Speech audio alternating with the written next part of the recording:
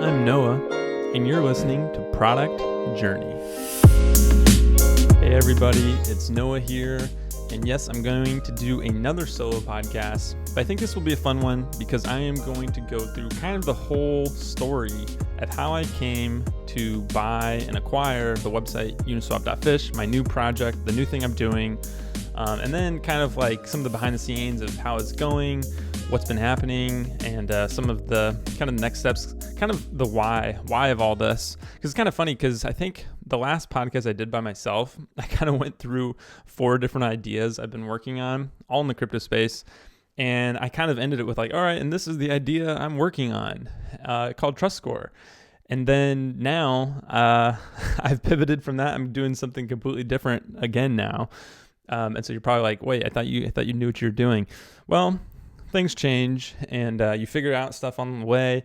And really with this one, I felt like I came across an opportunity that was just like, oh, this is like a great opportunity. I was really excited about it. And it just seemed like a great place to start.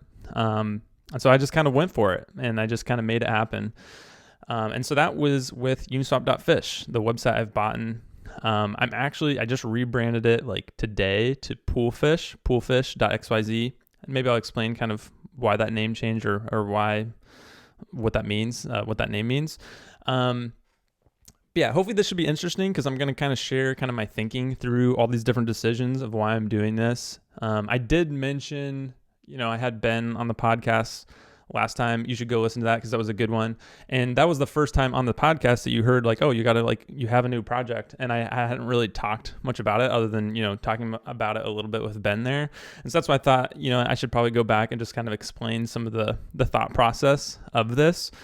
So yeah, kind of what happened was I was doing liquidity pool providing myself.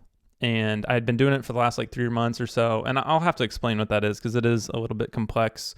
And hopefully I can at least explain a basic way it works. So then you can actually understand what this whole business is that I'm building around it. But anyways, I was kind of playing around that with myself. And I just was running into problems of not being able to track what was going on and just being able to make good decisions while liquidity pool providing. And that's when I kind of ran into, oh, maybe there's an idea here, something I could build to make this better. And I was doing it myself. So it was very much trying to solve a problem that I had. And along that process, I ran into the website uniswap.fish. And I was like, wow, this is a really helpful website. This is a really cool tool. Maybe I could start with maybe I could buy this website. Maybe I could start with something like this and it'd be a great kind of base to build a business on top of. And so I reached out to the founder. Actually, no, what happened was I had a couple of weeks where I was just thinking about this idea and just pondering it. I wasn't going to make a quick decision. And then even I went back to my home state for almost 2 weeks for vacation to see my family and stuff, knowing that I think I want to do this, but let's just sit on it over vacation. So I didn't do anything, but a lot of vacation, kind of in the back of my mind, I was thinking about it a little bit, should I do this? Is this a good idea? And by the time I was going back home, I was like, I think I really should do this. I want to do this. I think there's a great opportunity. So when I got back, I messaged the original founder on Twitter. And within a day or two, he got back to me and he was like, yeah, I'm interested in selling. So it was a really good timing for that. And the founder, his name is Chun, he actually was kind of looking to sell. He had just thought about selling a couple months prior. And so I really reached out to him at a good time. And it was a project that he had done for the last 2 years. It wasn't... it's a website that hasn't made any money up to this point. So he kind of made this free tool and a lot of people are actually going to the website. It gets around 30,000 unique users coming to a month. It gets 70K, 60K page views is what it was getting at the time. And kind of the main reason it doesn't get that many page views is there's really only one page to the website, one main page. And so I saw a really good opportunity to have this website and grow it and build the traffic. But then also saw as a really good opportunity for a top of funnel to build a tool like pro tools, like paid tools for these liquidity pool providers, because all these people were coming to this website to use this free tool. And they were using it very often. Like some of the stats show that like when people get to the website, the average time they're on the site, based on that one page, is over 5 minutes, which is pretty good. The retention is really high. The traffic is 80% direct. So these people are typing in the URL and just going straight to the website to use it like every couple of days. So it has really good retention, and it's a really good kind of pro user, which I'll have to explain a little once I finally get to explaining what this thing is. But it's a really pro user that's like basically doing some investing in crypto. So it's like they have money. Some of them, like I've even talked to some, they've got tens of thousands of dollars, some even like 100K that they're like investing in this LP liquidity pool kind of stuff, and they're using this calculator. So it's like it's a really valuable user set. And so it's like if I can build something for them that's valuable and helps them make more money, it's like, okay, I think they will hopefully be willing to pay for some of these tools. So that's kind of my base of where I'm starting at and why I thought, okay, this is like a really good opportunity.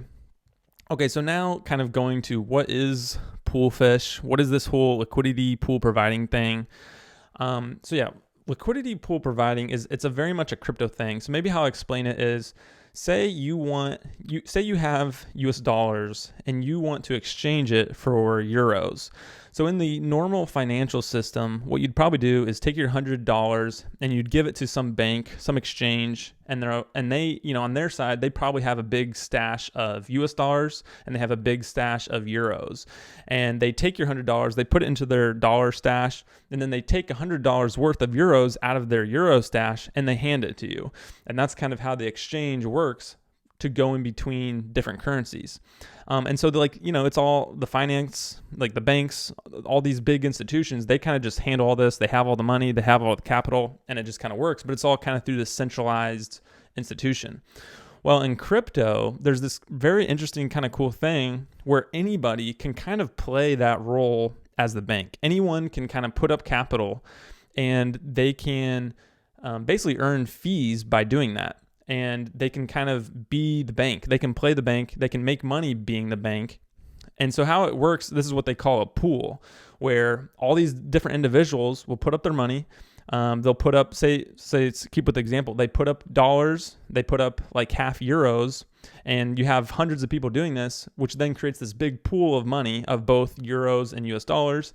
And then people that come through and want to trade in between those will trade and add US dollars, take out euros, or vice versa. Now, obviously in crypto, they're not doing US dollars and euros. They're trading maybe Bitcoin and Ethereum or some other token. And so the pool is made up of two different tokens that they call a pair. And so these liquidity pool providers are making money, and they're making real money. They're making fees on every time someone trades one token for another token. And maybe they're paying like 0.03% of the transaction, or 1% or something like that. So they're paying these fees, and those fees get split between all of the pool providers, all the people that are giving the capital. And so this is the other thing I thought was really interesting, is that within all of crypto, this is one of the things that has worked. That's like, there's a lot of hype around crypto of like, there's a lot of just tokens going up because people are speculating and things like that. But I think this is one of the innovations in crypto that I think is going to stick around and is going to stay, and is actually a pretty valuable thing, where people can trade in between these tokens without having to have a bank involved. Like it takes out the middleman completely in these kind of things, and all is just code. Like this is just code that handles all these pools, is just code on the blockchain, and people put up their capital and then people trade in between the tokens. So it's a very cool kind of innovative thing, and there's actually like real yield happening where people are switching in between tokens, and those fees are going to LPers. And that's kind of what struck me, is like, okay, this is a valuable part of crypto, and these are people making real money, kind of providing the service of giving capital. And so that's the whole LPing thing. That's what liquidity providers are. And so then what the website PoolFish is doing is helping them first find different pools. There's tons of different pools just between the different tokens that you could put your capital in. And then it helps you kind of pick there's a couple of different variables that you pick as you're putting your capital into a pool. And Poolfish kind of helps you estimate what those are going to be, estimate what the fees are that you could make by putting your money in this pool. And so it helps you make decisions on what pools to be in, maybe when to get in and out of it. And so that's basically what Poolfish is. It's helping people make these kind of LP investment decisions. So yeah, that's kind of what it is in a nutshell. And so I've been doing some of this LPing stuff myself. I've been putting up capital into different pools, and I've been learning a lot. And I think there definitely could be some better tooling around it. And so that's kind of the plan of what I'm going to build with Poolfish. So hopefully, I don't know if that made sense. I'm sure that went over some of your heads a little bit, maybe, or maybe I just didn't explain it well enough. But if you have more questions about it, you can always reach out and DM me on Twitter or things like that. So yeah, it's very much so a niche, which, in bootstrapping, indie hacking, we like these niches, right? Like we like to find a niche where it's like a very certain kind of user, and then you just make a really good service for that user. The other thing I really like about this idea is that it is kind of built on top of a platform. It's built on top of basically crypto, like it's built on top of the blockchain. And in crypto, there's these different things called DEXs, decentralized exchanges. So instead of a centralized exchange like a normal bank, they call it a DEX because it's decentralized. It's like all ran on the blockchain. And so Poolfish is very much built on top of these DEXs. Right now, it's mainly built on top of Uniswap, which is the biggest DEX in crypto. It's basically what Uniswap does is provide the service that I'm talking about, where they have the smart contracts, they have the code up on the blockchain where people are adding the pools, they're trading in between it. So Uniswap is where people buy and trade tokens, and liquidity pool providers go to kind of invest their capital to be a part of this process. And Uniswap has almost like $4 billion worth of liquidity pool providers that have provided, tokens and capital on the blockchain. So Uniswap is the biggest one. And what's really cool about this, like I actually had a thesis a couple years ago, and I wrote a paper about this, a blog about this, which was for indie hackers. I think it's really valuable for indie hackers to find a platform to build on top of. And, if you look at what I've done with my entrepreneur career so far, that's kind of what I did. Like my first SaaS was Supportman, where I built something on top of Slack and Intercom. And then I built Potion, which I built on top of Notion. And so I was very much tying into platforms. And, the big negative that I found from doing that is that there are some risks, right? Like there's some platform risks of, okay, what if Notion adds this thing and kind of hurts my features? Or what if Intercom just like stops, what if they add the support specific features that I was building on top of them? So there's just like different risk there. Or there's risk of, okay, what if they just like turn off the API, or they break some of the API that I really relied on and needed? Those are kind of the disadvantages of building on top of a platform. And what's really cool about what I'm doing with crypto here is that I am building on top of platforms. So I am kind of benefiting from building on top of Uniswap, building on top of these other DEXs. There's probably a couple hundred different DEXs in crypto that I'm going to, I can expand to and things like that. So I am building on top of platforms, but it doesn't have a lot of the same risks because all of this code is like open source code. It's all built on top of the blockchain. And one of the cool things with smart contracts built on the blockchain is that they can't be changed. Like once you have them up there, they kind of just work the same way. And so like my calculator isn't really ever gonna like break, or I don't have to do as much maintenance around it because the code that it's built on top of isn't changing. It's code that runs on the blockchain. They can't add like new versions and stuff like that, and it'll just be completely new smart contracts. And I may have to write some new code to support that. But my old calculators will still always work for the V3. And so that's kind of a really cool benefit when it comes to building on top of a platform, that like these things aren't going to break necessarily because they're on the blockchain. And just that like it's in crypto, there's a lot of open source. There's a lot of like projects that fork other projects. And so I can kind of build stuff on top of PancakeSwap or SushiSwap or other DEXs, if you know of any of those, that they kind of have very similar code to Uniswap because they forked from Uniswap. And so I can just kind of build on top of all these different platforms with like at once, basically. And so I'm not just reliant on this one platform. So there's a lot of cool things there, but then I get to benefit from kind of the building on top of platforms that I've done in the past. Okay, so kind of going back to the story, I reach out to the founder, Chun, and he's like, oh yeah, like I'm interested. So we talk, we have a good conversation. We kind of throw out some numbers out there, and he actually threw out a number for what he'd want me to buy it for that was kind of high. It was a bit higher than what I ended up buying it for. And how he came to that was kind of just putting in like the website URL into some like calculator that said, this is how much money you can make from Google AdSense, and then multiply that times 2 to get like, a potential revenue that this website could make. Because like I said, the website hadn't made any revenue up to this point, other than some grants he had gotten from Uniswap itself. So then I kind of went back and I kind of said that was high, but then we kind of ended there, and I said, I'd do some research and we'd think about it. So then I went out and I basically reached out to around like 10 different crypto companies to see like how much would they be willing to sponsor this website. Actually, I'd kind of message them and be like, hypothetically, if I own this website, how much you'd be willing to pay for a month to put an ad on it? And so that's kind of how I actually got real numbers, which was really helpful to get like, okay, this is what people are willing to pay for to put on the website right now. So I collected that data and then I shared it with him and was like, hey, I think, this is more of a true value of the website based on this data. And he, agreed with that. We kind of landed on a price, which is actually $37,000.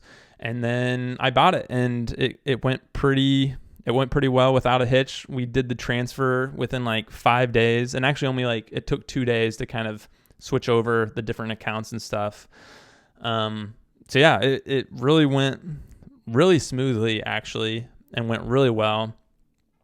And yeah, I was just super stoked and excited about it. I think one of the things that's really helpful for me, and just it's a great place to be, I guess, is starting, usually when you start a business, we start from scratch. You start from zero. You have 0 users. You maybe even have 0 leads, 0 people on your email lists. You kind of just have to start everything from scratch. And that's, it's hard. Like, it's just really hard starting from that level. And so I was just really excited and really blessed, honestly, to be in a position where I could buy a website for $37,000 and just have a really good starting place to kind of go from here. And I think it will really make the process a lot faster. Also, like, to me, it just validates that there's a need for something, and I get to kind of get a head start on it, where it's like, all right, there's 30,000 people coming to this website where like this thing is already working to some extent. Obviously, I got to figure out, how to make some money, how to turn this into a business. But it just gives me a really good head start, where if I was to build this website by myself from scratch and just do it that way, like, there's just a lot more risk, I feel like, of just like, can I make this thing happen? I think the other benefit for me is that it really gives me motivation to like, all right, I'm going to make this happen. Cause like, as we talked about, like, I've gone through 5 different ideas in the last like 5-6 months. And I think it was good that I went through all those ideas. But the other kind of negative of that is like, will I ever land an idea where I'm just like, all right, I'm going to see this through, I'm going to make it happen. And I think this kind of puts me in a forcing function where I'm going to make it happen. Like, I have to make it happen. Like, this is the idea I'm working on. Like, I'm kind of settled. Like, I can't just pivot. Well, I guess technically I could pivot if I don't know, sold it to someone else, or I guess there's always ways to pivot. But it's more so locking me into this idea where this is my business, this is what I'm working, and I'm very motivated, and I've invested into it. So it's like, I'm very motivated to make money out of it. So yeah, I think it's just good for where I'm at, to just work hard and make something happen. And I'm excited about doing it. Like, I think it'll be really fun. So yeah, that's kind of the story of how it happened. It's been really cool. I've really enjoyed it. So I've had it for about a month so far, and kind of to share some of the things I'm doing, maybe some of my plans for it was to kind of just grow the traffic out, like just get more traffic. Also play around with, okay, actually now like that I have this website, can I actually get some sponsorships, get some people to actually pay to put something on the website? So I've started that process.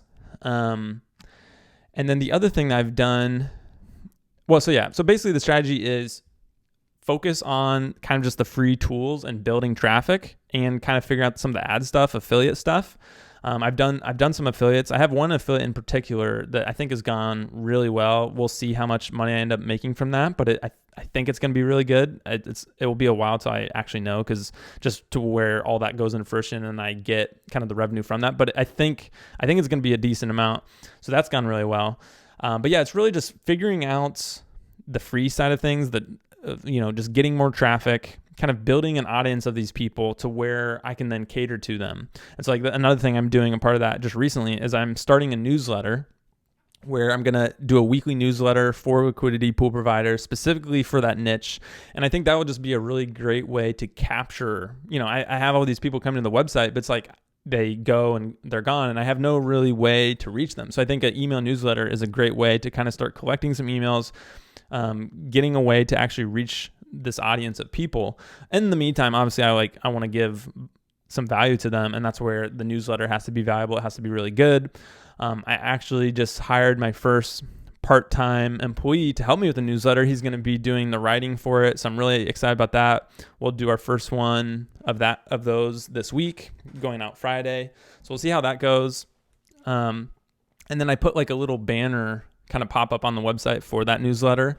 And already within like the first 2 days, I have 100 subscribers. And so that just shows kind of the very cool kind of weight you can throw around when you have traffic coming to a website, where it's like you can tweak these little things and update this funnel and do stuff, and just seeing like the traffic flow through is really awesome. And it's just like, it gives you such a great head start to like just make things happen. Because, if I was starting from scratch, it would probably take a while to get 100 subscribers to anything. That's not really easy. So I'm really thankful to have kind of that head start. And so that's shown beneficial there. So the way I'm planning to grow the traffic is basically add more calculators for more of these dexes. So far, it's all just been around Uniswap, which is kind of the main biggest dex. But I'm going to add dexes and calculators for other dexes that are also, decent size. And so this is another thing I have been super, it's gone super well, and I'm just very ecstatic about how it's going. As I reached out to some of these dexes and I was like, hey, if I add a calculator for your dex to the website, can you pay me to do that and add this? And I've had 2 dexes that have agreed to that. And so I don't have the revenue yet, but basically we've made up deals where from those 2 dexes, I'm already going to make enough revenue to pay for half of the sale price that I bought the website for. So I'm super stoked about that. That's really amazing. Cause my goal was okay, my goal is to make enough revenue to basically pay off the website within 1 year. And within the first month, I'm getting to where I'm half of that, which is crazy. I didn't think that would happen. And then I already have leads I'm already talking to multiple other dexes that seem like they might come through on that same kind of deal as well. So it's gone just way better than I expected on that side of things. And so that's another way where it's kind of upfront revenue, where it's I'm doing this one time. And it's then hopefully building the traffic of the website at the same time that I get to keep and own, and it's all going to run on my website. But it's these people, these dexes are funding me to do the work, which is really cool. But at the same time, it's not recurring revenue. And so that's where the long-term strategy is, all right, I got to make some kind of pro tool around this where then I can start to make some ongoing revenue. But I kind of like that I'll have multiple revenue sources. I'll have the sponsorships and ads that will kind of run on the website and on the email newsletter, but then also having a pro tool, kind of a SaaS kind of thing as well. I think it would be really nice to have multiple different revenue streams. So that's kind of where I'm at. I just kind of finished building those calculators for the other dexes. I just got to basically get the timing out and stuff to launch them. Just did the rebrand to Poolfish. And the reason for doing the rebrand to Poolfish is the last name was uniswap.fish. And that's kind of it's basically I didn't have a brand at all. It was just tagging off of Uniswap, because it was built around Uniswap. And so now, especially since I'm going to be doing multiple dexes and things like that, Pool fish just made a lot more sense. Like I still like the fish kind of thing. Like I have this little fish logo that I like. And then obviously pool comes from these people are putting their money into a pool. It's all about pools. And so pool fish, I don't know. I don't know if you guys like the name. Let me know. But that's kind of where I came up with that.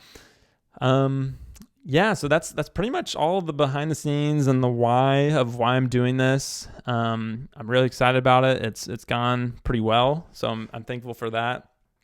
And I think I would like my goal is to be able to like build out a small team. Like I'm gonna start this solo. Like I'm doing most of the work by myself. Now I have like this person help me with the writing. I could see once I grow to a certain point, like hiring a software developer, maybe hiring someone to do some sales for me to like basically do the sales of outreach to get companies to do the sponsorship stuff. So yeah, we'll see how it goes. I'm pretty optimistic and I'm having a lot of fun working on it too. I've actually been working a lot just cause I'm motivated, and it's almost like a game. Like people play games for fun. I'm kind of like doing this for fun. Like I just enjoy it. I enjoy like thinking about it strategically and thinking what next steps to make. It's just been really great. So feeling very blessed about it. And that's pretty much, I think that's it. That's the story. That's the pod. If you have any questions for me, DM me on Twitter. I'd be glad to chat with you. Or, if you have more things you'd like me to talk about in here, let me know. But otherwise, I'll see you in the next episode.